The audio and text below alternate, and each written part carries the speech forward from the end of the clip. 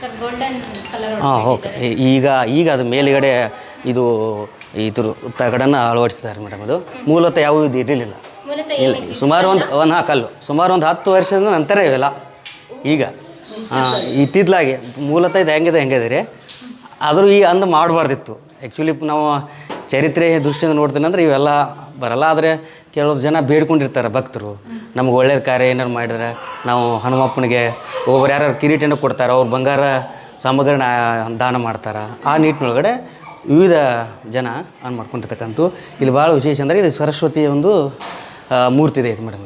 ಇಲ್ಲಿ ಇದು ತದನಂತರ ಈ ಮೂಲ ಇಲ್ಲ, ಇದು ಮೂಲ ಏನಲ್ಲ, ಬೇರೆ ಕಡೆ ಇಲ್ಲಿ ಬೇರೆ ಬೇರೆ ಒಂದು ಇತಿಹಾಸ ಭಾಳ ದೊಡ್ಡದು.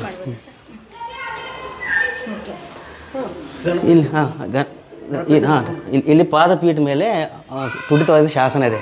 ಒಂದು ಸಾಲು ಕಟ್ಟಾಗಿ ಹೋಗಿದೆ. ಅದು ನಾವೆಲ್ಲ ಅದೇನು ಅಷ್ಟು ಸರಿಯಾಗಿ ಬರಲ್ಲ, ಕಟ್ಟಾಗಿ ಹೋಗಿದೆ. ಬಟ್ ಅದು ಬೇರೆ ಕಡೆ ಒಂದು ಇರ್ತಕ್ಕಂಥದ್ದು ಇಲ್ಲಿ ಸ್ಥಾಪನೆ ಮಾಡಿದ್ದು ಅಂತೇಳಿ ನಾವು ಕೆಲವಷ್ಟು ಇತಿಹಾಸದ ಹಿನ್ನೆಲೆ ಹೇಳ್ಬೋದು ಅಷ್ಟೇ. ಇವೆಲ್ಲ ಆಮೇಲೆ ಈ ಕಡೆ ಇವೆಲ್ಲ ಹಿಂದ್ಗಡೆ ಏನಿಲ್ಲ ರೀ, ನಾಗ ಈ ಕಡೆ ಮಾಡಿರ್ತಕ್ಕಂಥದ್ದು ಸೈಡು ಇಲ್ಲಿ ಗೋಲ್ಡ್ ಅಷ್ಟೆ. ಅಲ್ಲೂ ಸೇಮ್ ರೀ, ಅದು ಮೂರ್ತಿ ಸೇಮು. ಇದು ವಿಘ್ನೇಶ್ವರಂದ ಒಂದು ಬಾಗಿಲ ಮೇಲೆ ಇರ್ತಕ್ಕಂಥದ್ದು. ಸರ್ವೇ ಸಾಮಾನ್ಯಗೆ ಎಲ್ಲ ದೇವಾಲಯದಲ್ಲಿರ್ತ ಹಾಗೆ ಇಲ್ಲಿಯೂ ಇರ್ತಕ್ಕಂಥದ್ದು ಆ ರೀತಿ.